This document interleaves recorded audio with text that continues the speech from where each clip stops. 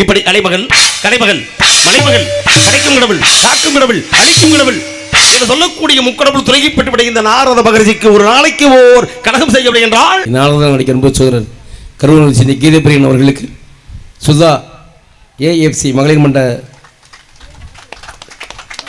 சார்பாக பொன்னாடை எடுத்துக் கொள்ளப்படுகிறார்கள்.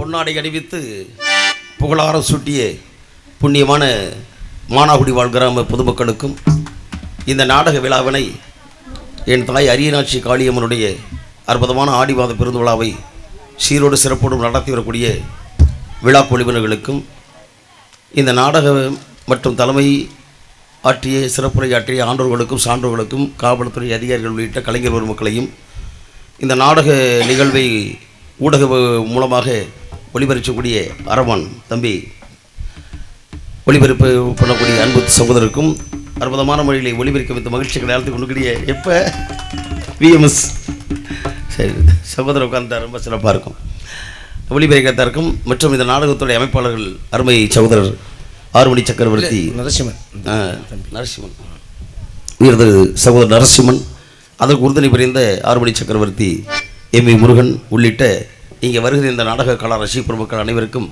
எங்களது கலைக்குழு சார்பிலே சிறந்தாத வணக்கங்களை கரகூப்பி தெரிவித்துக் கொள்கிறோம். அனைவரும் நலமோடு வாழ்க வளமுடன் நன்றி. மேலும் இந்த இடத்திற்கு மணிமகுடம் சூட்டக்கூடிய வகையிலே ஒரு மகுடத்திலே ஒரு ரத்தினக்கல் பதித்தால் எப்படி இருக்கும் என்பதற்கு எடுத்துக்காட்டாக திகழக்கூடிய ரத்தினங்களாக ஏஎஃப்சி மகளிர் மன்றத்தாருக்கு எங்களுடைய சிறந்தாந்த வணக்கங்கள் கோடி பல நன்றி. நன்றிகள வணக்கம். வாழ்க பல்லாண்டு.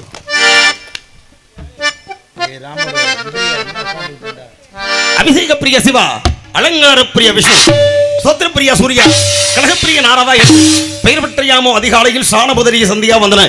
சார் கர்மங்களை எல்லாம் முடித்து அஸ்தத்திர 21 நலபுடைய ஓசை ஒளியை தரித்து சகத்திர நாமங்களை எல்லாம் சோத்திரப்பது கொண்டு தாயிற் சிறந்த கோயில் மலை தந்தை சொல்மிக்க மந்திரம் என்ற அடிப்படைக்கு மாதா பிதா குரு தெய்வம் என்ற ரீதியிலே பெற்ற தாய் தந்தையை போற்றி வழங்குவது உலகத்தின் அனைத்து ஜீவனுக்கு பொதுவான நியதி. அந்த நியதிக்குட்பட்டு அடியேனும் சத்தியலோகம் சென்று என் தாயாகப்பட்டவள் ஆயகலகள் 64 கிடைக்கும் ஏய உணர்வுக்கு எடுத்து காட்டியவள் என் தாய் கலைவாணி சந்தித்து அன்னவளை திருப்பாதம் தொட்டு ஆசிபட்டேன்.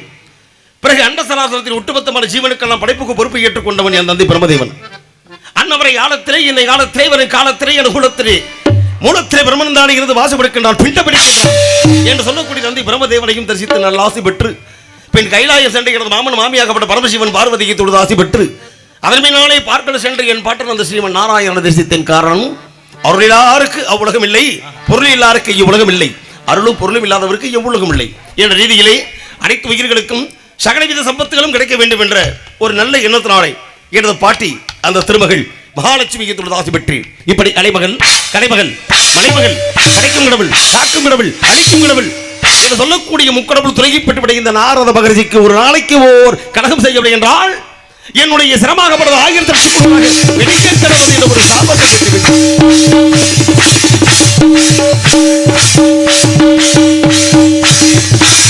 நாராயண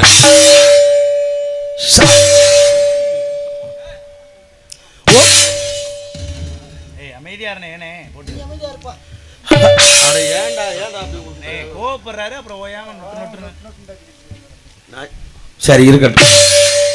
அந்த இருக்கட்டும் இல்ல ஏற்கனவே முக்காதுல வந்திருக்கேன் பாத்துக்கங்க. கவலைப்படாங்க, இன்னும் காவாசி நான் சரி அவ்வளவு இருக்கு எனக்கு சொல்லக்கூடாது. ஆனா ஏன்னா அந்த ஏஎஃப்சி மகளிர் மன்றத்துக்காக இன்னைக்கு பொறுமையா இருக்கிறேன். சரி இருக்கட்டும், காலையில் பேசி முடிச்சுக்கிறேன். உண்மை தான் சொல்றேன். ஏன்னா பெண் என்றால் பொறுமை இருக்கணும்னா அவங்ககிட்ட போய் பொறுமை இருக்கிறவங்கிட்ட போய் நம்ம வந்து கொஞ்சம் கொந்தளிச்சிடக்கூடாது. காலத்தை அனுசரிக்க முதல்ல காலம் அறிந்து செயல்படாதவன் கோலம் அறியாத குரங்குக்கு ஒப்பாவான். காலம் கருதி இருப்பர் கலங்காது ஞாலம் கருதுபவர். எந்த நேரத்தில் எதை செய்ய ஒரு கணக்கு வழக்கு வேணும். சரி இருக்கட்டும், இருப்பதை கொண்டு சிறப்பு செய்வோம். வந்தாரை வாழ வைக்கூடிய வண்டமை நாட்டிலே காலம் கலியும் கலியுத்துடைய தெய்வமாகப்பட்ட காளியம்மன் அவளை நமக்கெல்லாம் இந்த இடத்தில் நடக்க போகிறது எல்லா காரியத்துக்கும் பொறுப்பானவள். ஒருவேளை நாம் அறிந்தோ அறியாமலோ தெரிந்தோ தெரியாமலோ புரிந்தோ புரியாமலோ செய்தால் அந்த பாவங்களை தீர்க்கக்கூடியவள் அரியநாட்சி காளியம்மன் அவள் கிரகத்தினாலே எல்லாம் நல்ல இறைவனை தொழுவோம். ஓம் மகாசக்தி காளி உன்னை வணங்கி தான் பிறகு கழகத்தை ஆரம்பிக்கிறேன். நாராயணன் பாவமெல்லாம் தீர்ப்பவளே நல்லவளே தில்லையம்மா பாடிகளும் போதினிலே ஓடி வரும் காளியம்மா மலை போல குங்குமத்தில் மறைந்தருளும் காளியம்மா மானாகுடி மண்ணில் வீட்டிலிருந்து ஆட்சி செய்யும் அகில உலகநாயகி அரியனாட்சி காளியம்மன் சந்நிதிக்கே வந்தோம் எங்கள் குறையே தீருமம்மா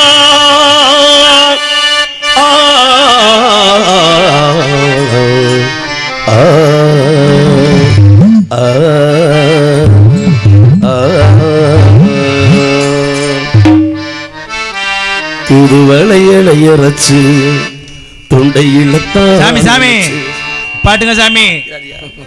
என்ன சாமி என்ன பிரச்சனை? ஒரு மண்ணாசை பெண்ணாசை பொருளாசை மூவாசை விருத்த நாரதை இவ்வளவு நேரம் எவ்வளவு அழகான விஷயங்களை சொன்னீங்க. சாமியை பத்தி நல்லா பக்தியா பேசுனீங்க. சரி, தூதுவளை அரைச்சு இதுல நினைச்சு இந்த பாட்டு தேவையா? இல்ல வேற இதுலயே நினைச்ச மாதிரி பேசுறீங்க. இல்ல சாமி, இந்த பாட்டு ஏற்கனவே முக்காவாசியில வந்திருக்கேன். நீங்க எப்ப இந்த பாட்டு தேவையா? நான் கேட்கிறேன், என்னை பாட வைத்தவன் ஒருவன், என் பாட்டுக்கு அவன் தான் தலைவன். இசையால் வசமாக இதயம் எது? விஷம் கொண்ட பாம்பு கூட படம் எடுத்து ஆடும் மகுடி என்ற இசைக்கு இசையால் வசம் மயங்கிறோம். அப்படி இருக்கும் பொழுது ஆறுமணி சக்கரவர்த்தி நண்பர் முருகனை வந்து வாசிக்கிறாரு. நான் பாட்டுக்கு ஆத்தா மேல தான் பாடுறேன். ஆனா அவர் என்ன வாசிச்சாரு? ஸ்வரங்கள் தானே அடிப்படை ராகத்துக்கு. அந்த ஸ்வரங்களுடைய அடிப்படையில் ராகத்தை ஒன்று சென்று பாடும் பொழுது வாசிக்கும் பொழுது ராகம் கிடைச்சிடும். ஏன்னா சுருதி மாதா லயம் பிதா. ஒரு புருஷன் முண்டாட்டி கணவன் மனைவி இணைந்தால் குழந்தை பிறக்கும்ன்றது பொது நியதி. அதே மாதிரி பாடல் கீதம்ன்ற ஒரு குழந்தை கிடைக்கணும்னா அதுக்கு தாய் தப்ப யாரு? ராமர் ரூபா. அந்த ரூபாய் எவ்வளவு? அதனால பெட்டி இருக்காங்க, அதுதான் அம்மா, முருதங்கத்தை அப்பா, இருவரும் சேர்ந்தால் கீதம் என்ற பாடல் கிடைக்கும். அதனால பொதுவாகவே கடவுள் மீது பக்தியாக பாடக்கூடிய ராகம் ரேவதி. கடமையினாலே கால் வைத்தால் கழகம் அதனால் கடந்த நன்மை என்பார்கள். அந்த நன்மையை செய்வதற்கு நாரதர் பொறுப்பேற்றுக் கொண்ட நல்லதொரு வேளையிலே இந்த உலகம் சிறப்பான இடம் என்று சொன்னேன். அப்படியெல்லாம் பார்க்கும் பொழுது கதைக்கு அப்பாற்பட்டு கவிஞர்களும் மன்னர்களும் புலவர்களும் வாழ்ந்தவர் இந்த புண்ணியமான பூமியிலே கதையோடு ஒன்றி பார்க்கும் பொழுது கதையின் அடிப்படையில் இது ஒரு சர்வசாதாரண சிற்றூர் தான். ஆனால் சிற்றூர் இருப்பது எங்கே? குறிஞ்சி நில பகுதியிலே. குறிஞ்சி நிலம் இருப்பது தொண்டை மண்டலத்திலே. தொண்டை மண்டலம் இருப்பது சோழ நாட்டிலே. ஒவ்வொரு நாட்டுக்கும் ஒரு தனிப்பெருமைகள். சேர நாடு வேழம் உடைத்து, சோழ நாடு சோறு உடைத்து, பாண்டிய நாடு முத்துடைத்து என்பார்கள். உண்மையிலேயே சோறு கண்ட இடம் சொர்க்கம் என்பார்கள். இங்கேயும் ஒரு சில பேர் சொர்க்கத்தை அனுபவித்துக் கொண்டிருக்கிறார்கள் தூக்கத்தின் வாயிலாக. ஏன்னா சோறு கண்ட விடம்னா உண்ட மயக்கம் தொண்டருக்கும் உண்டு. சாப்பிட்டாச்சுன்னா கொஞ்சம் தண்ணி மறந்து தூக்கம் வந்துடும். அது மாதிரி ஒரு சில பேர் இருக்காங்க. அதுக்கு பேர் சோறு கண்ட இடம் சொர்க்கம் அல்ல. நேற்று முதல் நாள் 3 நாள் பொழுதுல பாத்தீங்களா கங்கை கொண்ட சோழபுரத்திலே அற்புதமான மாமன்னன் ராஜேந்திர சோழனுடைய 1000 ஆண்டு விழா. ஏன்னா அவருக்கு எதுக்கு அப்படின்னா பிரகதீஸ்வருடைய ஆலயத்தை கட்டி பெருமை சேர்த்தவன் ராஜராஜ சோழன். ஆனால் இன்று தமிழன் என்ற ஒரு இனம் உண்டு, தனியே அதற்கு ஒரு குணம் உண்டு. தனி ஒரு மனிதனுக்கு உணவு இலையனில் ஜகத்திலே எடுத்துள்ள பாரதி. எங்கள் வாழ்வும் எங்கள் வளமும் மங்காத தமிழ் என்று சங்கே முழங்கு என்று சொன்னான் பாரதிதாசன். இப்படி தமிழுக்காக தொண்டாட்டிய மாபெரும் புலவர்களையும் புரவலர்களையும் கண்டது இந்த புண்ணியமான பூமி தான். ஆனால் தமிழுடைய எல்லையை கடல் கடந்து விரிவுபடுத்தி காட்டியவன் பலவிதமான நாடுகள். 56 நாடுகளை வெற்றி கொண்டு தமிழுடைய பெருமை நிலைநாட்டியவன் மாமன்னன் ராஜேந்திர சோழன். அது மட்டும் கிடையாது, உலகம் ஓய்வு பெற வேண்டும் சொல்வதற்காக அவனுடைய அப்பன் ராஜராஜ சோழன் கட்டி அந்த பெருவுடையார் உலக அதிசயங்களாக திகழக்கூடிய அற்புதமான தஞ்சை பெரிய கோயில். அங்கே இருக்கக்கூடிய பெருவுடையாருக்கு வருடத்திலே ஐப்பசி மாதத்திலே பௌர்ணமி என்று, அதிலும் திருவாதிரை நட்சத்திரம் கடந்து வரக்கூடிய நன்னாளிலே கிட்டத்தட்ட 1000 முறை அரிசிகளை சாதமாக சமைத்து அந்த சாதத்தை சிவலிங்க திருமேனியிலே அன்னாபிஷேகம் என்று சொல்லக்கூடிய பூஜை புனஸ்காரங்கள் பண்ணியுடனே அதை பெற்று சுவாக கொடுக்கும் பொழுது பக்தர்களுக்கு 4440 நரம்புகளை ஓடக்கூடிய அத்தனை வியாதிகளும் பறந்து விடுவாம். அவ்வளவு பெரிய சக்தி வாய்ந்ததாக அந்த அன்னாபிஷேகம் நடக்கிறது. அப்பேற்பட்ட அன்னாபிஷேக விழாவை கண்டவர்களுக்கு உண்மையிலேயே சொர்க்கத்தில் இடம் கிடைக்கும். அதுதான் சோறு கண்ட இடம் சொர்க்கம். இதைத்தான் நம்ம ஆளுங்க நாட்டு பழமொழியை சொல்லுவாங்க. பழைய ஆளுங்க, ஏப்பா சோத்துக்குள்ள தானே இருக்கேன் சொக்கேன், வேற எங்க இருக்கேன் அப்படின்வாங்க. சோத்துக்குள்ளதான் இருக்கேன் சொக்கேன், வேற எங்க இருக்கேன் அப்படின்வாங்க. அது மாதிரி நாட்டின் பெருமையை அன்னமிட்டு அமுதரித்து அண்ட சராசரத்திலே தமிழ் பெருமையை பறைசாட்டியது காரணமாக திகழ்ந்த மன்னன் புகழ்பாடி மகிமையோடு ஆரம்பிக்கலாம் கழகம். ஆக இப்படி இனிமையான கானங்களை இந்நளவிலும் பொழிந்து கொண்டே இருக்கலாம். காலத்தை அனுசரிக்க வேண்டும் என்ற கடமை உணர்வோடு அதோ ஒரு காவலன் அங்கு மிக உலாவிக் கொண்டிருக்கிறான்.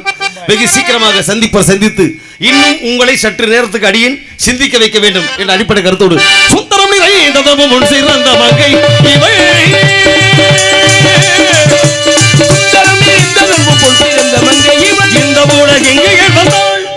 வருகிறான் காவலன். காவலன் சந்திப்போம், கழகத்தை ஆரம்பிப்போம். நாராயணன்